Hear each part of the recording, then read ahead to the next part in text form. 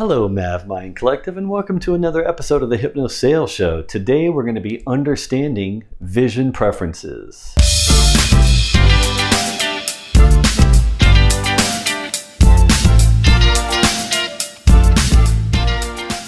So if you've been following me and watching my different various videos that I produce and publish on this channel or in this podcast, you know I'm all about understanding personal preferences. In fact, personal preferences is one of the key factors to really understanding how to build a good, strong relationship with a client or prospect, to understand how to really communicate well and very congruently with your prospects and your clients, to build rapid rapport, develop trust, loyalty, all of the things that you want in your customer-facing role from your prospects or your clients and customers. And so understanding preferences is not as easy sometimes, but I think if you can focus and practice, you can learn to detect these different preferences, and then you can adjust your communication accordingly to make it easier to work with them, and they enjoy working with you because you make it easy on them. And you make sure their experience is an experience that it's the perfect journey for them, so they'll always want to work with you, and they appreciate how you support them in that making that journey the best it can be. So vision preferences is another concept that I learned about from reading. I think it was Selling with Emotional Intelligence. And in the book, it does talk about these four aspects, these four vision type preferences. And what this really is, how do people typically look at the world? How do they look to make decisions? How are they seeing things? What's the lens that they're looking through to see the world and things around them? So it governs, it's kind of a personality thing, but it's also could be based on how you were raised. It could be based on many other factors that you may or may not even be aware of consciously why we do this, why we look at the world through these lenses. I think if you're in a sales role or a customer-facing role in general, you probably learn to look through all four lenses because you're dealing with different people that look through one of these four more than the other three.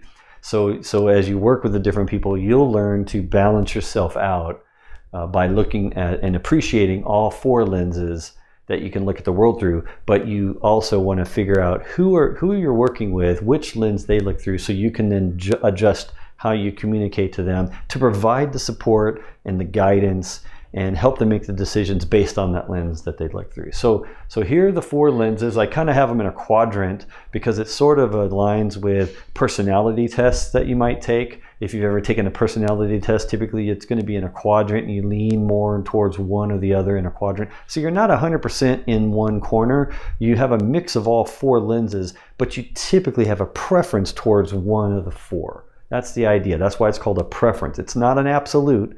It's a preference, like any other personal preference that you might have. But the spectrum is not on the line. It's more of distinct corners and which side you're going on. So the first one up here in the upper right-hand corner here is kaleidoscope.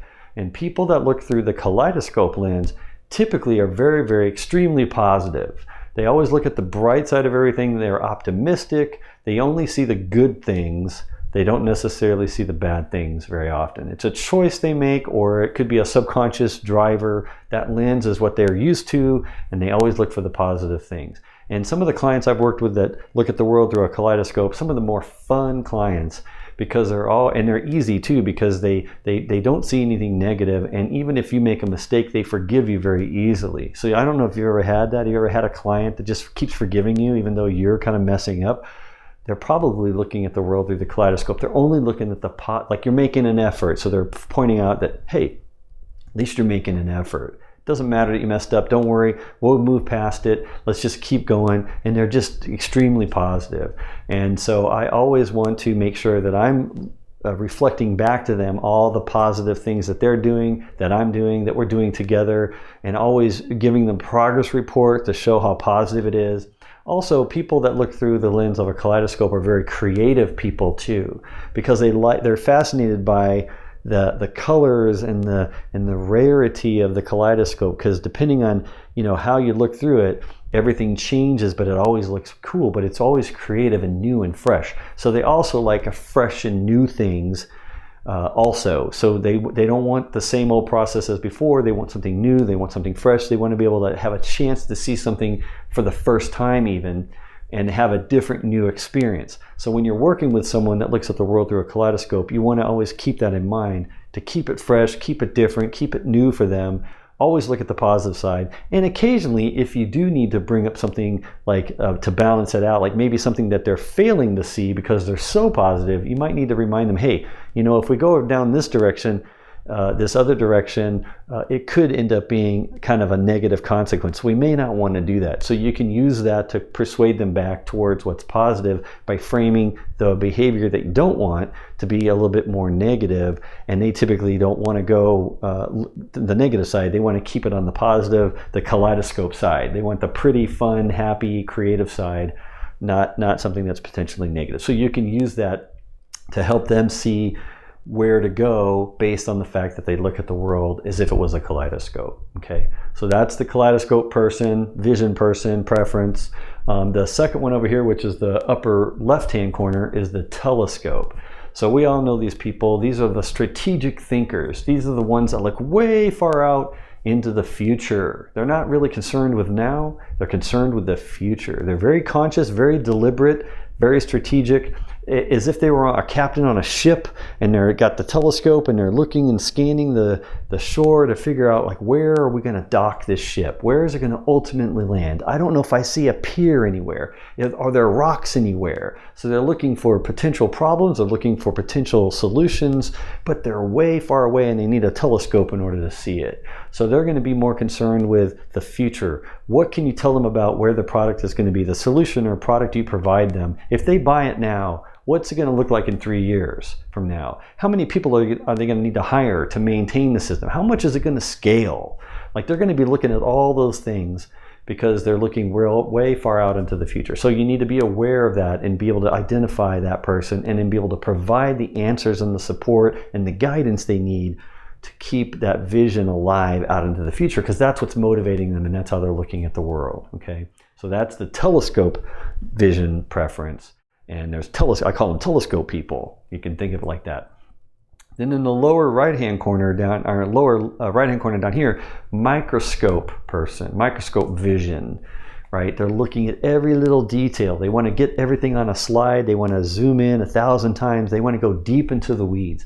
Typically, these are more technical people, more analytical people, the people that are on the hook to make it work. Like if they're concerned about the API calls of your product or service or something, if you have APIs, they're going to be like wanting to talk about that. So typically, they're going to be the ones that are a little more technical, working with your sales engineers, working with your architects. They're going to be getting into the details. They're going to be questioning every little thing because they like to dig into the microscopic view of everything, and they're not so much concerned about like a month from now or 6 months or a year. They don't even care. Like if it's still around or if they're even still working there, they don't care. They're just only concerned right now, like what do we have to do today, right this minute, today, this week, to make this successful? What can we do? So they're very tactical, and they're always working to move things along tactically from day to day, hour to hour even. Very detailed 300-foot view versus the 30,000-foot view, which is what the telescope people are more of the 30,000 foot. They're 300 or 30 or 3 feet. They're really into the details. So you want to always be identifying your microscope people as well, so you can provide the details they need to feel comfortable with the purchase and with the implementation or whatever it is that you're selling pre and post sale process. Okay, and then the final one is the person that looks at the life through a camera lens.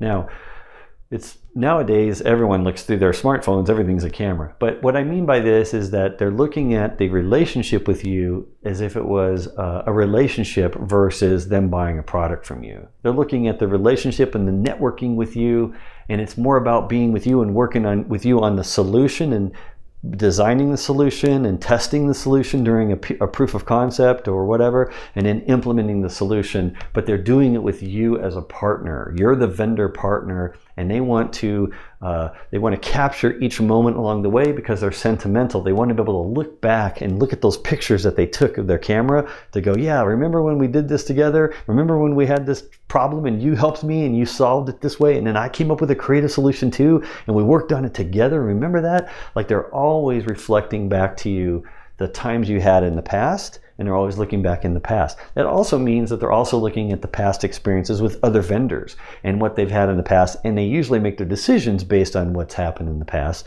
because they're used to going back and looking at what happened before they got here. So instead of being more future strategic vision 3 years ahead, they might be looking back 3 years in the past and what good times, bad times, whatever, what reality, doesn't matter. What happened that got us here, and then how can we move forward based on the past? So they're going to want things, they want reference calls, they want you to bring up things of you worked with other customers in the past. They want to hear about your past and your relationships and how did you work with other vendors and prospects like them, so they can feel like they're connected to you and they feel like, hey, let's take a picture of what we're doing now. And so we can look back at this in the future. We can look back at what we did here.